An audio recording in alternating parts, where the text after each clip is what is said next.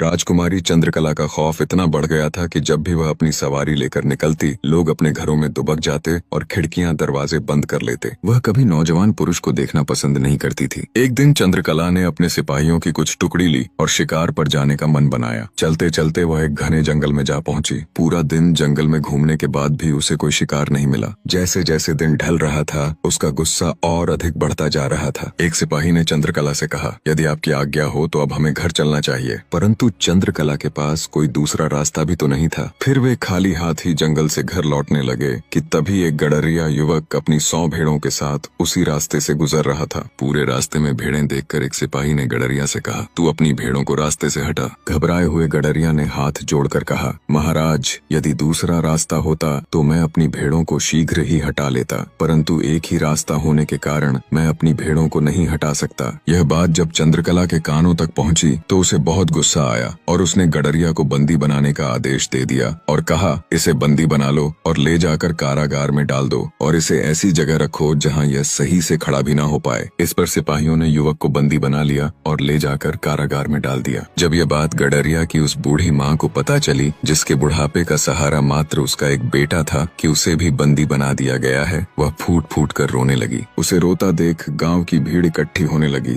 परंतु राजकुमारी चंद्रकला के खिलाफ कोई बोल भी नहीं सकता था। वहाँ पर खड़े सभी लोग कहने लगे, हो ना हो, तेरे बेटे की ही कुछ न कुछ गलती होगी। परंतु बूढ़ी माँ को पूरा विश्वास था कि उसका बेटा कोई भी गलती नहीं कर सकता। उसने गांव वालों की बातों को नजरअंदाज किया और चंद्रकला के महल में जा पहुंची। जब उसने चंद्रकला से यह बात कही, बेटी, तुम मेरे बेटे को छोड़ दो, उसकी कोई गलती नहीं है। यदि तुम चाहो तो उसकी जगह पर मुझे बंदी बना लो, पर मेरे बेटे को छोड़ दो। इतना सुनते ही राजकुमारी अत्यंत क्रोधित हुई और कहा, यदि तेरे बेटे की कोई गलती नहीं है तो इसका मतलब मेरी गलती है। मैंने उसको बिना किसी गलती के बंदी बना रखा है। अब तो यही ढिंढोरा पूरे नगर में पीट कर आई होगी, मेरे प्रति लोगों को भड़काया होगा। अब जब तू इतना कह रही है तो दंड की हकदार तो तू भी है। सिपाहियों, इसे ले जाओ और इसे तब तक कोड़े लगाओ जब तक यह अधमरी न हो जाए। परंतु उनमें से एक सिपाही समझदार था। उसे उस बूढ़ी महिला पर दया आ गई और उसने उसे मारना उचित नहीं समझा और चुपके से छोड़ दिया। वह तुरंत वहां से चल दी और कई दिनों के बाद वह राजा विक्रमादित्य के राज्य में जा पहुंची। जो भी उसके साथ बीती थी वह सब उसने राजा विक्रमादित्य के सामने कह सुनाई। विक्रमादित्य ने कहा, हे माता, आप चिंता न करें, आप यहीं मेरे अतिथि गृह में मेहमान बनकर रहें और मैं जा रहा हूँ आपके बेटे को लेने, और जब तक मैं उसे छुड़ा नहीं लूंगा तब तक मैं भी वापस नहीं आऊंगा। इतना कहकर विक्रमादित्य वहां से चल दिए और द्वार पर जाते ही एक दरबारी से कहा, जाओ जाकर अपनी राजकुमारी चंद्रकला से कह दो उससे मिलने राजा विक्रमादित्य आए हैं। दरबारी ने जैसे ही विक्रमादित्य का नाम सुना वह भागा और राजकुमारी से कहा, द्वार पर एक व्यक्ति आया है, वह अपने आप को राजा विक्रमादित्य बता रहा है और वह आपसे मिलना चाहता है। राजकुमारी ने कहा, भला राजा विक्रमादित्य को मुझसे क्या काम पड़ गया? ठीक है, तुम जाओ और उन्हें शीघ्र ही यहाँ लेकर आओ। दरबारी ने आकर विक्रमादित्य से कहा, महाराज, आप जा सकते हैं। जैसे ही राजा विक्रमादित्य महलों के अंदर गए, उन्होंने देखा बहुत सारे लोगों की चीखने चिल्लाने की आवाज आ रही है। वह एकदम स्तब्ध रह गए। थोड़ा आगे जाकर उन्होंने देखा हजारों की संख्या में लोग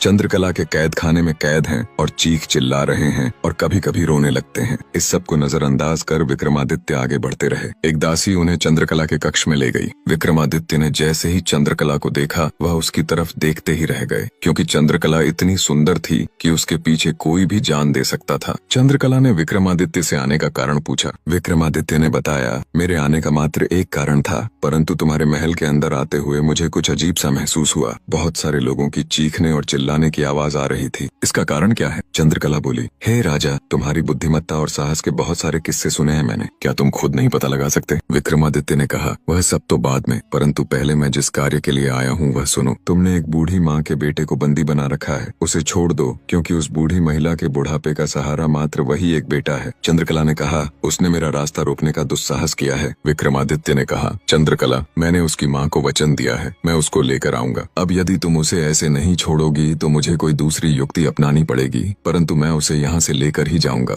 चंद्रकला गुस्से में बोली, यदि ऐसा है तो ठीक है, बहुत सुने तुम्हारी बुद्धिमत्ता के चर्चे। अब यदि तुम्हें उसे छोड़वाना ही है तो मेरे 3 प्रश्नों का उत्तर देना पड़ेगा। यदि तुम उत्तर न दे पाए तो तुम्हें भी इन्हीं लोगों के साथ काल कोठरी में रहना पड़ेगा, और यदि तुमने मेरे सवालों का सही सही जवाब दे दिया तो मैं कैद किए उन सभी लोगों को आजाद कर दूंगी और मैं भी तुम्हारे साथ विवाह कर खुशी खुशी चल पड़ूंगी। विक्रमादित्य ने मुस्कुराते हुए कहा, तो ठीक है, बताओ क्या हैं वे तुम्हारे 3